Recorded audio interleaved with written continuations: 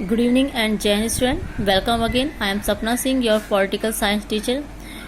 Today we discuss about class 10, chapter 6, the crisis of democratic order. In this video we discuss about what happened during emergency. It's part 4.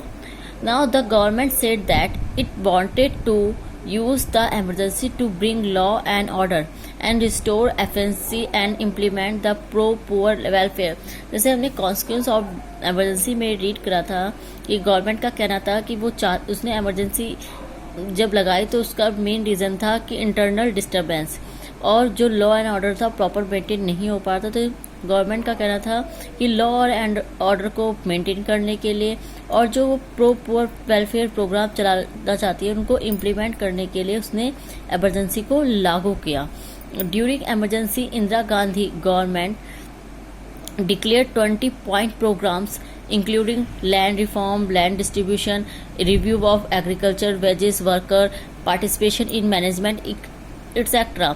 Emergency के दौरान इंदिरा गांधी जी ने जो poor welfare programmes के मद्देनज़र तो 20 point programme को launch किया, जिसमें उन्होंने लैंड रिफॉर्म, लैंड डिस्ट्रीब्यूशन और agriculture, wages workers and management आदि के वर्क को शो करा। And after declaration the emergency, the urban middle class and poor rural people expected that the government now implementation the welfare program and which was promising।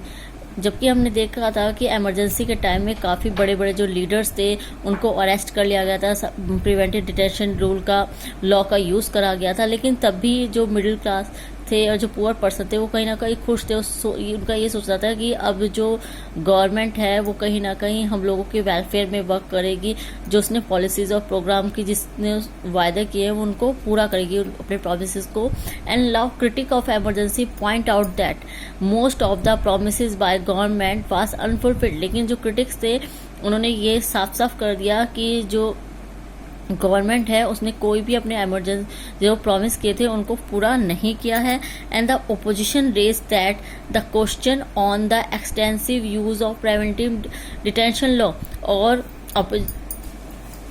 अपना उन्होंने गलत तरीके से preventive detention law का use करा था government ने। And 676 opposition leaders were arrested and 1,11,000 people were arrested under the preventive detention law। 676 opposition parties के जो फेम लीडर थे उनको अरेस्ट कर लिया गया था और कम से कम 1,11,000 पीपल्स को प्रिवेंटिव डिटेंशन लॉ के अंडर में अरेस्ट कर लिया गया था, यानी किसी को केवल शक की बिना पे अरेस्ट करना कि ये कोई क्राइम कर सकता है। And the Shah commission report mention that the general manager of Delhi power supply corporation receive verbal order from the governor of Delhi to cut electricity all the newspaper presses. और 25 नवंबर 1975 को कि मिडनाइट में जब इमरजेंसी को डिक्लेयर किया गया था उस टाइम में जो गवर्नर थे उनको केवल एक वर्बल ऑर्डर दिया गया था कि जितने भी प्रेस हैं, जितने भी गवर्नमेंट ऑफिस है उनकी इलेक्ट्रिसिटी को कट कर दिया जाए। और रातों रात इलेक्ट्रिसिटी को कट कर दिया गया। उसके बाद 3 दिन बाद गवर्नमेंट ऑफिस को और प्रेस को इलेक्ट्रिसिटी दी गई और उन 3 दिन के अंदर तब तक सेंसरशिप प्रेसेस पे लागू कर दी गई थी, इम्प्लीमेंट कर दी गई थी। And some people did not hold any official position like Sanjay Gandhi, yet he gained control over the administration। उस टाइम में काफ़ी सारे ऐसे लोग थे जिनके पास कोई भी पावर नहीं थी, लेकिन पावर नहीं थी तब भी उन्होंने अपनी पावर का मिसयूज़, पावर तो थी नहीं, वो किसी भी इसमें इन्वॉल्व नहीं थे एडमिनिस्ट्रेशन में। संजय गांधी, इंदिरा गांधी जी के खुद के छोटे बेटे, उनके पास कोई पावर नहीं होते हुए भी उन्होंने फुल एडमिनिस्ट्रेशन को कंट्रोल कर रखा था।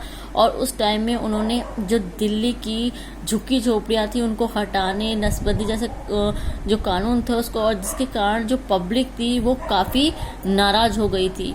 And torture, custodial death and forceful sterilisation directly affected live of common people.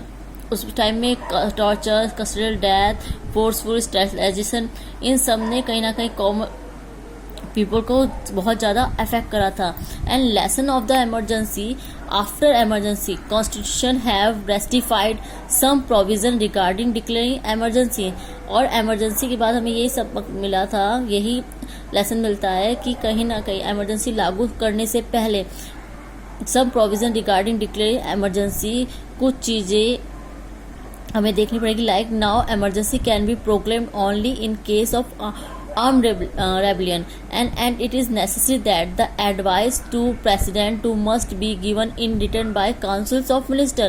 और जब तक councils of minister रिटर्न में प्रेसिडेंट को एडवाइस नहीं देंगे तब तक इमरजेंसी को लागू नहीं किया जाएगा, और वो भी आर्म रेबलियन पे। And the emergency made everyone more aware of the value of civil liberties, many civil liberties organization came up after that। और इमरजेंसी के बाद जितने भी लोग थे उन्हें कहीं ना कहीं अपनी आज़ादी, अपनी फ्रीडम, अपने राइट्स के बारे में वो कहीं ना कहीं अवेयर हो गए थे, और जितनी भी बहुत सारी ऑर्गेनाइजेशन थी वो भी इसके बारे में बहुत अवेयर हो गई थी, आगे आने लगी थी। And need to maintain correct balance between the rule party and the opposition, और कहीं ना कहीं बहुत ज़्यादा बैलेंस की नीड थी, जो रूलिंग पार्टी थी, ओपोजिशन पार्टीज थी।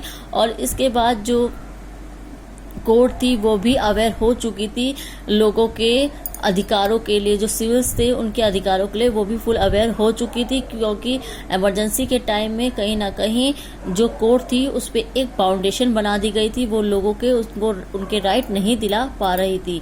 Now thank you student, in next video we discuss other topic of the chapter.